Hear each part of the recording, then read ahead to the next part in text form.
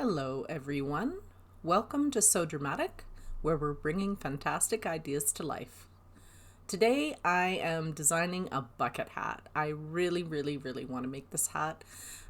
Where I work at, we have a whole bunch of bucket hats for children, and they're in fun, delightful colors, and they never make them in those kind of colors for adults. And I was looking closely at it, and I thought, crap, I could make this hat. I'm pretty sure I could.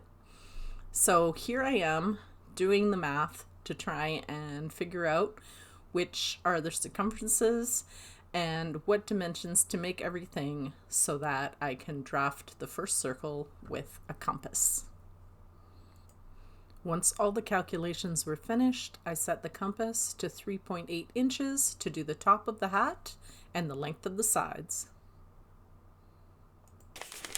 And then here I have the hat and the brim templates all made, and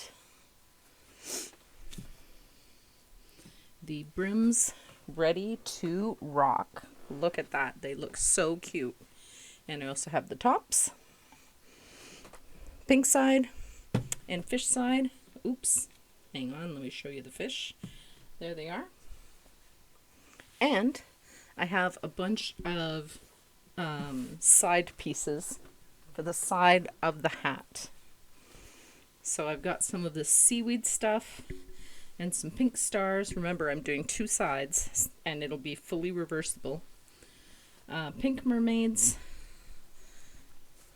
blue mermaids, and ballerina pieces. Look at those, they're so cute. Okay, so we're gonna go ahead and start putting it all together, starting with the brim pieces in accordance with the pattern that I had. You can see here 24 inches by 5 inches. I increased it one because I felt like the top band wasn't giving me enough of a bucket, and I'm going to split each of those into 3.5 by 2.5, or 3.5 strips and 2.5 strips, 24 inches long. So I've cut a bunch of pieces. I'm going to end up with extra strip fabric, and that's okay. It's just going to go in the blue or pink bin respectively. And I'm going to put some interesting sides together. I wanted to do it this way so that the side of the hat isn't just the side, it has a bit of a hat band, because I like that and it's cute. Okay, here we go. So I only had a very small piece of this ballerina fabric, so I'm putting it together in strips with this blue mermaid fabric, because that's fun. And the pink mermaid fabric is going to be on the other side, so it'll be really fine. So I'm going to sew these two pieces together, then make one long strip, and then add it to the pink strips over here, 3.5 inch, 2.5 inch, for a total final inch count of 5 inches, which will then loosen to 4 inches when I attach it to the brim and the hat top. Here you can see I'm sewing the side ends together so that I can attach the bucket size to the top.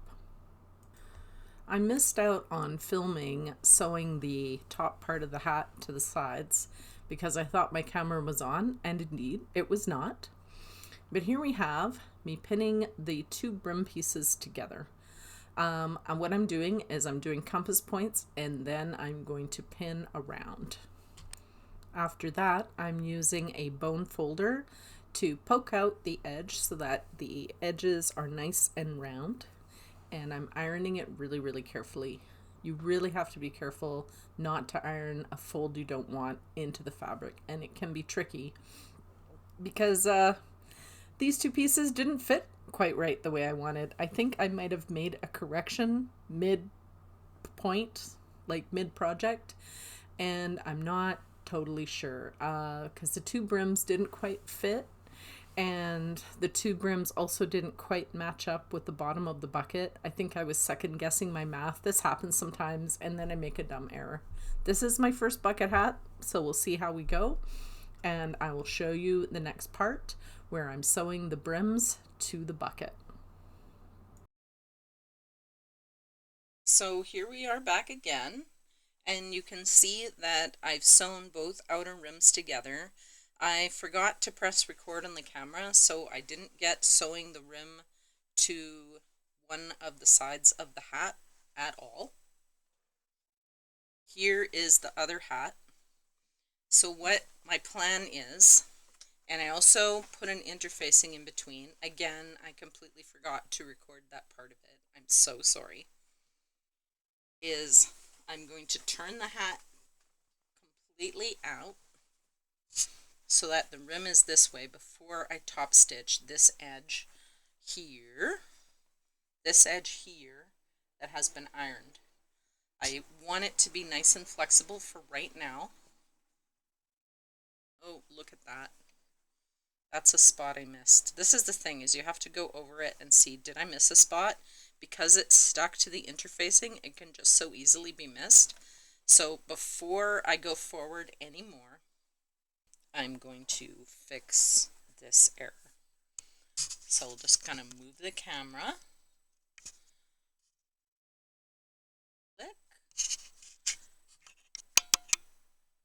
Barber trick. There we go. Got the little craft cam on. If anybody wants another look at my setup, just ask. I'll be happy to show you. Maybe I'll take a photo of it at the end. I have several photos of it, but you know, be that as it may. So I'm going to start way back here so that I can go in the line. I have the stitch length set to 3 so that it won't tighten up too much as I go around. And I'm going to go just inside the line.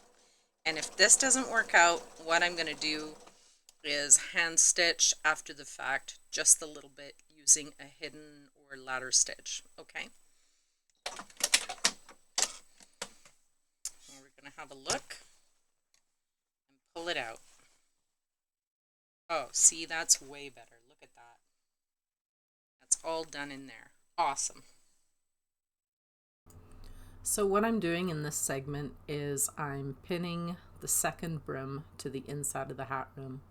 I'm putting the pins on the inside, and I'm doing it what looks like backwards because my machine does not have a sleeve arm. And I also have to leave quite a wide hole for the hand stitching at the end in order to pull the whole thing out, because the bucket is big enough that I don't want it to be too crunched up when I pull it out. I want to be able to turn it inside out fairly easily without tearing any part of it. So the second brim is mostly attached except for this hole at the end. I do not know why the other brim doesn't fit, because the first one fit fine, but there's a huge hole in it, and I'm going to try and fix it by taking a very small stitch and putting an even smaller stitch in the band. So I'm going to continue doing that and get it all together until we can do the test fit at the end. Okay, so it feels fine, it looks fine. If I take the part that is a little bit wonky and put it in the back, I'm going to be making some lines up here. If I put it in the back like that,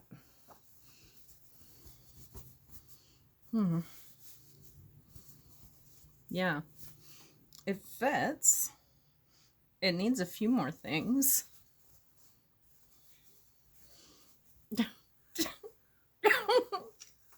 Oh, that's funny as hell. Look at that. Okay. Whoop. Well, that's going to give me some nice sun coverage for sure. What do you think? All right, I'm going to do the top edge stitching on here and put some lines right there, and we'll see how we go. All right, here we go. This is the next round of Stitch the Brim for that bucket hat look.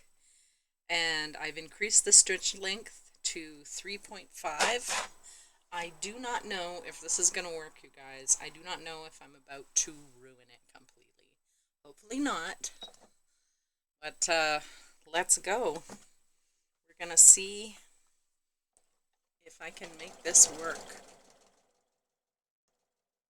So far, so good. The only thing is that the bottom brim, I think I must have added a seam allowance or something somewhere, because because that was not working out the way I intended. I really don't know what happened. The math ain't mathin', as the kids say.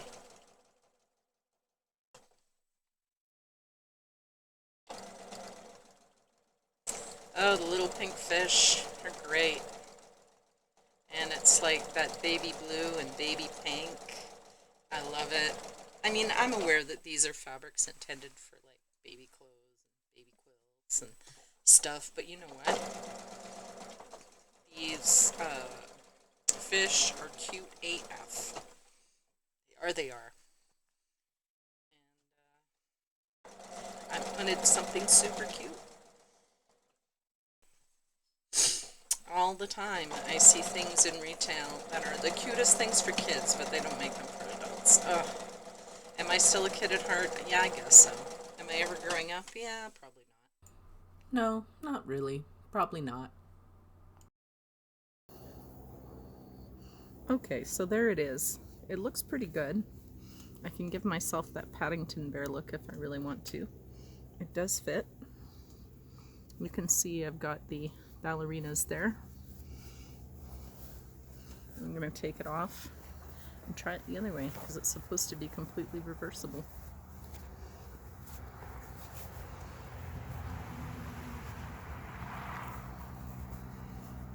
Oh yeah, that's so cute.